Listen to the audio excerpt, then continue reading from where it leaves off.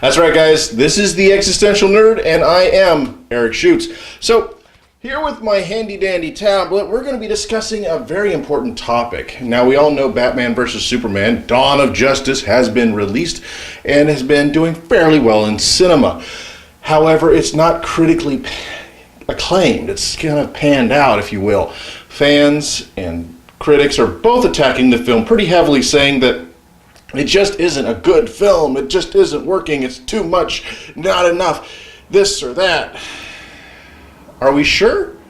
Personally, I thought it was a great film. Now, it actually delved into a few aspects that I think was very important for the DC Cinematic Universe to do to diversify itself and to, help give itself its own identity in comparison to that from the Marvel Cinematic Universe. Everybody's complaining about the death tolls and stuff like that in the DC movies, whereas, there's a lot of death in the Marvel films too, so that's a moot point. The big problem is that it doesn't feel the same as everybody thought it should. It's too dark, it's too grim, it's too this, it's too that. Well, again, they're trying to be different, not trying to be like Marvel, and then hear the complaints that, oh, it's just like Marvel being happy and sparkly. Get over it. Anyway, so here's what's really wrong going on with right now with the universe for DC.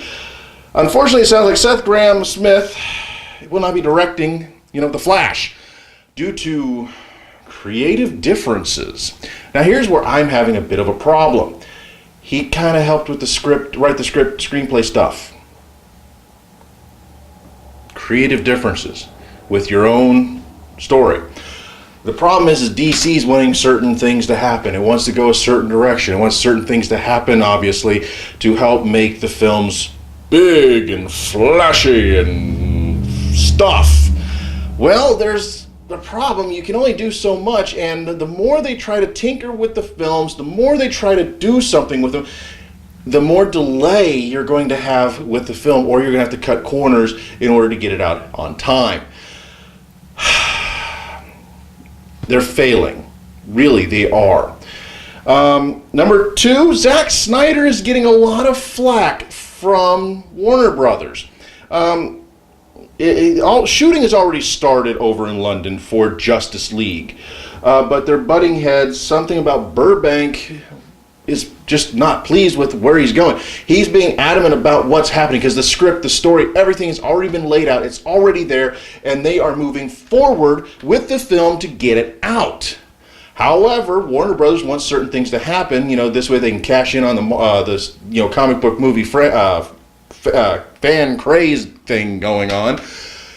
But again, you're going to mess up timelines, you're going to put a delay on the film, and with these kind of movies, you don't want to do that. You don't want to spread them out, because Marvel has movies for their cinematic universe coming out every year. One at the beginning, one at the end. Somewhere along the lines, there might be one or two others. However, they have them constantly flowing. Plus, you have Netflix and ABC putting out the other cinematic stuff, Daredevil, Jessica Jones, Punisher, which is coming to Netflix soon, and a few others. So, we got all these films and all these shows, for the Netflix side of things and ABC television side of things to help keep that whole cinematic universe going. But DC decided we're going to have the movie universe and we're going to have television universe, and they're screwing up the movie universe because too many problems. James Wan, who is going to be directing, might be directing Aquaman, is starting to feel the pressure. It's becoming a bit of a hassle, if you will, and he doesn't want it, because it sounds like the Aquaman film is going to be great from speculative information along the lines of what the script sounds like it's having and how he's handling it. But he's already on top right now with his career, where he feels comfortable, where he's putting out great summer blockbusters. And Aquaman isn't one of those kind of films that he absolutely needs in his repertoire, on his resume, to help propel him forward still. This is one of those films that he could get away with not doing. So here's the problem. He's also seeing all the hassle with Zack Snyder getting from WB regarding how he handled Man of Steel and Batman vs. Superman. He's seeing how Seth Grahame-Smith was booted out, or was deciding to quit based off of creative differences because people at Warner Brothers don't seem to properly understand comic book movies. So, with all this going on, it leads us to a big question. WB has been doing great with the DC Universe on television. We have Arrow, or now he's known finally as Green Arrow. We have The Flash, Legends of Tomorrow, and Supergirl, all part of this one type of universe. It is technically still considered a multiverse because Supergirl exists in a different universe altogether, which, with an Infinite Crisis kind of thing, might not be forever. Who knows? That's just me. Then we got Gotham and the soon-to-come Krypton, which I don't really want to touch on those. Maybe they are part of the universe, so to speak, the multiverse, but I don't want to think of that. I want to think of Gotham and the soon-to-be-released Krypton, green-lit Krypton series as a completely independent, non-canonical type of show. Because keep in mind, Batman and Wayne Tech Industries has been referenced on numerous occasions on Flash and on Arrow as already currently existing. So, anyway, folks, would it hurt Warner Brothers to scrap the Flash film and say, hey, let's just bring in Grant Gustin as part of the DC universe, that all this stuff is happening somehow, where he travels into this or that? Did they make the huge mistake where they decided to go and keep these separate? Here is the pros and cons.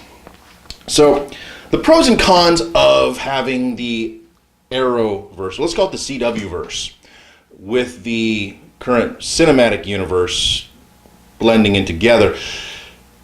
You run into a situation where Agents of S.H.I.E.L.'s first season suffered horribly from the fact that you had to make sure your stories were put out that didn't either spoil certain events coming up in the films or had to wait for certain events to happen in the film, which meant you had to take extended breaks from television, or worse yet, really boring storylines.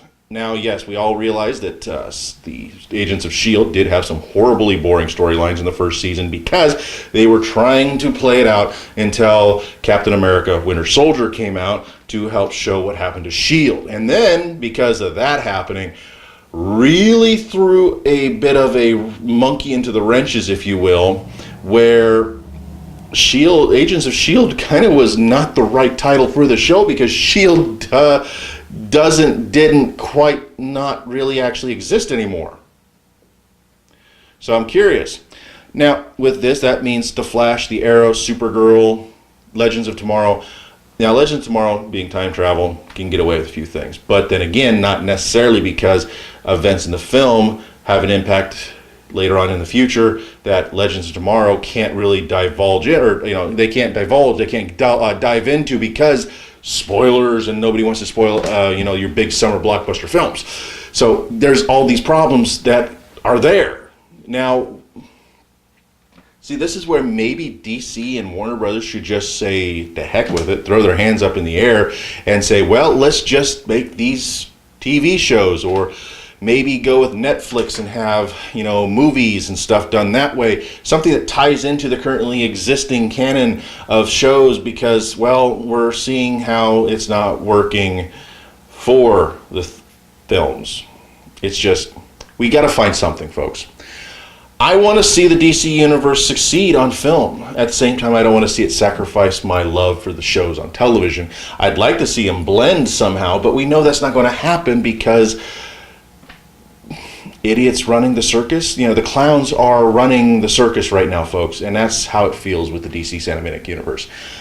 As a fan of these movies, these comic books, these characters, the cartoons, everything, I want to see it succeed. I'm not going to sit here and be fanboying Marvel versus DC or DC versus Marvel, blah, blah, blah. No, I enjoy all of them, because they all have great stories to tell. They all have great characters to explore. That is the important thing here. It's not about which is better, Marvel or DC. No, it's what is better. A good movie or nothing. A good television story or nothing. We want these to succeed. Unfortunately, it's just the dollar signs that companies like Warner Brothers are seeing. Disney saw dollar signs, but they are not being stupid with it. They're going like, hey, dollar signs with a great story. Dollar signs with great characters. Warner Brothers is going, hey, dollar signs because dollars. At least the CW is going, dollar signs because we got a great product. So folks, I mean, how can you fix this? How can you fix stupid? You can't fix stupid. I know I'm being really harsh on Warner Brothers right now. Not because I hate DC again, but because Warner Brothers is screwing it up. They're dropping the ball, firing people, and then the fans, you guys are just as bad, really, because Warner Brothers is listening to you fanboys and fangirls that Zack Snyder just is not a good director. But you still rush out and watch the films. When Zack Snyder didn't get baseball. Well, he had to update the character. We can't have happy-go-lucky Boy Scout Superman from the 70s running around in modern times. I mean, we did that. Superman Returns. Remember that film? The one that bombed because it just wasn't exciting. It was just like the 70s and early 80s Superman. It was canonical to that film franchise. And it bombed because he wasn't cool enough. Which is it, people? This or that? You can't have both. You either get what you want and like it, or you get something new and modern and exciting. You don't get new, modern, exciting with the same old crap. It doesn't work. I mean, you take same old and mix in new, you have something that becomes mediocre, confused, and doesn't have an actual focus.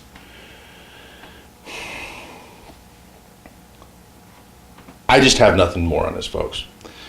I want to see these films succeed, but they're not going to because Warner Brothers is pandering to the fans for the most part, and they're also pandering to the almighty dollar sign because, well, fans equals dollars. Butts in seats at theaters means success. Technically, Dawn of Justice was a success. It's just everybody needs to accept the fact that Superman is a rookie. The character himself was a rookie. He just came out of the closet, so to speak, after running around the planet Earth for the last 30 plus years, not knowing when or what to do because, well, I admit, yes, Daddy Kent was written horribly. Jonathan Kent was a horrible character. He was not, and I wish he would have been traditional. Here, I live in Nebraska. I live just 10 minutes from this Kansas state line. I go to Topeka, Kansas on a regular basis, and everybody knows that Metropolis is technically East Coast, but where, Clark Kent grew up was roughly near Topeka, whether it be north, south, east, or west. He was not far from that area. So it boils down that knowing the type of people that live in this general area that these characters are based off of wouldn't be telling their kid, maybe it's better you just let them die. No, it's more like, holy crap, son, you have great powers. Remember, responsibility is key, so if you can save them, well, here's a mask.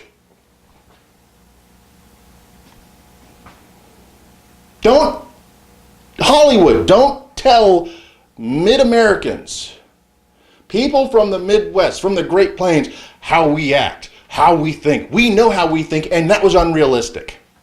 That is a problem with the character. Maybe then we could have actually had a more happier-go-lucky Superman that would have been able to get into the character a little bit better without being this gropey, mopey, broody, I'm doing against my father's will, then I'm doing what my real father wanted, and people, they like and hate me at the same time because I can't decide what to fucking do. Pardon my French. So maybe Zack Snyder's not the best at getting this, but don't blame him. He's the director. He works with the material he's given. Goyer, who wrote the script, wants broody, obviously. I mean, But I don't know. So guys, all in a nutshell, the DC cinematic universe is swirling around the big toilet bowl. It's just a matter of time when we see everything just collapse. We're going to see, hopefully, movies that do actually pan out and turn out to be great films, like The Flash and the Aquaman and Wonder Woman. Because Wonder Woman, I haven't heard anything about that. It seems to be moving forward just fine, but I'm not holding my breath. I'm just afraid that we're going to see it flop. But let's just hope that this does not reverberate into the cinema or the television universe on CW and CBS, and we get to see them thrive and become bigger and better, and maybe even get a little bit more of an investment from DC to succeed further. Who knows?